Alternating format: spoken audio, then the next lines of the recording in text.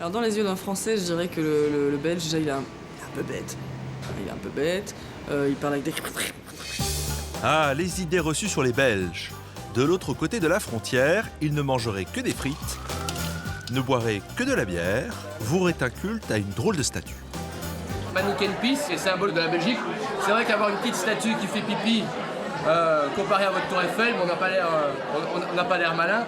Ils parleraient aussi un étrange français. Ah, c'est sûr une fois dit, hein, ils parlent comme ça les Belges. Hein. Oh, alsjeblieft, hein, godverdomme, les Flamands ils disent. Hein. C'est sûr, hein. Alors déjà, à tous les Français qui vont regarder cette émission, vous le faites très mal. Pour tordre le cou à certains clichés, la plus belge de nos journalistes est partie enquêter sur ce qui se cache derrière le chocolat et les bandes dessinées. Notre investigation commence dans le village d'Anguin, à 30 minutes de Bruxelles, chez Aline. Bonjour. Et Alain. Bonjour. Cette famille bruxello-wallonne tient à rétablir la vérité, en commençant par le plus connu des clichés, leur façon de parler. Non, on ne dit pas une fois à la fin de chacune de nos phrases. C'est vraiment un cliché. C'est un cliché qui est lié en fait à des habitudes. Quand on parle en néerlandais, on ponctue les phrases avec des onomatopées et autres. Et donc c'est la traduction en français d'une expression néerlandophone. Si un Belge vous dit une fois, c'est donc qu'il est flamand. Michael Dufour est humoriste. Dans sa pièce de théâtre, Faites l'amour avec un Belge, il se moque avec sa partenaire française de ses dissonances culturelles. On dit 70, on dit 90, et vous, ça vous fait absolument mourir de rire. Alors qu'en Italie, en anglais, dans toutes les langues du monde, ce chiffre 7 existe. 70 existe en anglais, le chiffre 70 existe. Et pour vous, donc c'est 70. Comme si moi je disais 50, 20. Allez. Comment les Français ont-ils fait pour commettre cette erreur? Réponse avec Anne Rosine et Marc Ouimet, couple de linguistes belges. Votre 70 et votre 90, qui sont en fait des usages purement parisiens, qui se sont répandus maintenant dans toute la France. Mais nous avons gardé le 70 et le 90. C'est plus logique, si vous voulez, dans le système décimal. Et les Suisses ont gardé le 80, ce qui est tout à fait logique puisqu'ils n'ont pas le 80.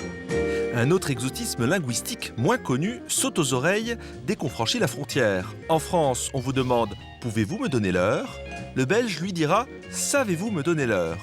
De quoi en énerver certaines.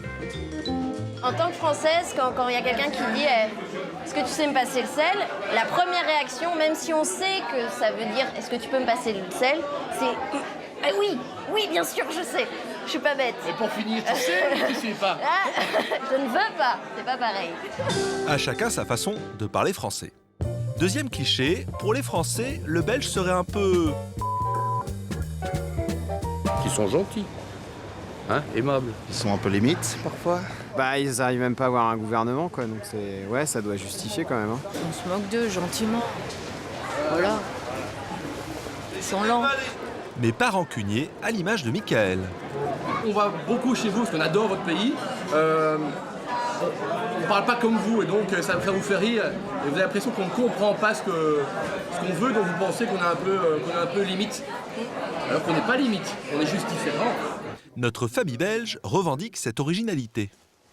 On a une culture qui est vraiment à nous, qui est une culture de mixage, qui se nourrit bien sûr de la culture française en elle-même, mais qui se nourrit aussi de toute la culture du Nord. Et donc c'est pour ça, je pense, qu'on a un regard qui peut paraître, en tout cas pour les Français, complètement décalé, voire un peu débile.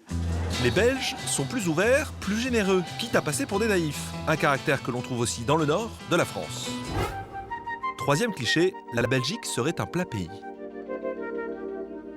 Je vous donnerai l'exemple de la course cycliste. Je suis un passionné de cyclisme. Liège-Bastogne-Liège. Et demander aux coureurs qui arrivent à Liège après avoir fait toutes les côtes de Stokke, de la Redoute, de la Haute-Levée, si c'est un plat pays.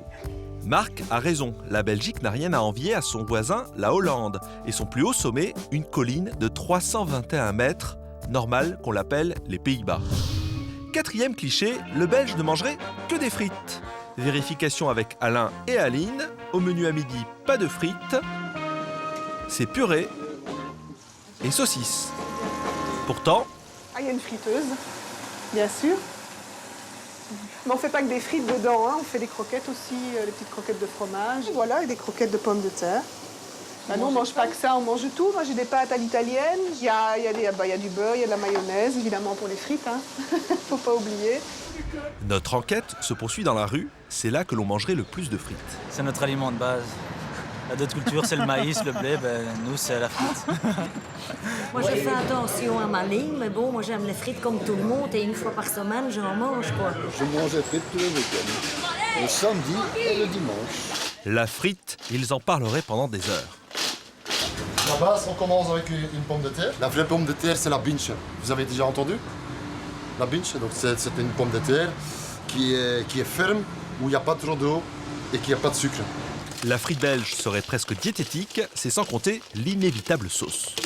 Des sucrés, des tomatés, des sauces tartare maison par exemple. C'est une mayonnaise où on met juste du persil, oignon. Il y a des gens qui n'ont jamais vu ça. C'est une sauce rose, mais c'est une tartare, persil, oignon et du jus de betterave rouge. Je vous ai mis tartare. Hein. Au final, ce sera une simple mayonnaise. Voilà. Merci. Vous allez manger. 5e cliché, les Belges ne liraient que des bandes dessinées. La bande dessinée belge, c'est 650 auteurs et des titres aussi célèbres que Les Schtroumpfs ou Gaston Lagaffe. Vérification dans la bibliothèque de Jean, le fils d'Aline. Il y a des Léonard. Et pour les adultes, il faut monter d'un étage pour trouver... Des choses comme ceci, par exemple, qui sont soit des histoires un petit peu plus compliquées, plus complexes ou parfois plus violentes aussi. On est très fiers en Belgique d'avoir, d'aussi bons dessinateurs de BD. Fier, mais pas monomaniaque. En y regardant de plus près, on aperçoit quand même quelques livres sur les étagères. Bruxelles célèbre volontiers le 9e art. Les Belges lui ont même consacré un musée avec Tintin en vedette. Jean-Claude Delarroyère est scénariste de bande dessinée. Sait-il pourquoi Tintin ne mange jamais de frites et n'a pas d'accent? Hergé faisait exprès de ne pas être trop belge parce qu'il voulait que son œuvre soit internationale. Tintin ne dit jamais qu'il est belge. C'est un personnage belge francophone. On l'a encore vu récemment quand le film de Spielberg a été diffusé en Belgique. Il était diffusé en Flandre sous le nom de Tintin et ça a provoqué quelques aigreurs. À la suite du lancement du film, Tintin diviserait donc wallon et flamand, contrairement à un homme, le roi Albert II. C'est notre dernier cliché, les Belges seraient tous royalistes. Le roi, comme ça. Mais le restant, non. J'y tiens. C'est ce qui tient encore la Belgique. Dans une Belgique divisée, le roi est la seule figure qui rassemble. Thomas de Bergec, présentateur de l'émission Place Royale, le rendez-vous hebdomadaire des Mordus de la Couronne, explique cet amour inconditionnel. Le roi Albert II est très apprécié. Parce qu'il représente, d'abord parce que dans les situations les plus conflictuelles et les plus difficiles que vit notre pays depuis plusieurs années, il est toujours là pour remettre les pendules à l'heure et pour remettre les compteurs à zéro. Plus qu'à la monarchie, les Belges font confiance à leur roi. C'est papy pour moi. Un vieux monsieur qui est parfois pas content, il lui dit « Ouais, je suis pas content ». Alors le peuple, il regarde, il dit « Oh, ben, il est pas content, il a raison, c'est quand même pas bien ». Et donc il est là pour un peu réunir le pays.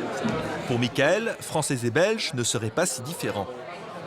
Alors, ce que je pourrais rajouter sur la Belgique et la France, je pourrais juste dire que, amis français, sachez que dans chaque Français, il y a un Belge qui sommeille. Merci. À méditer.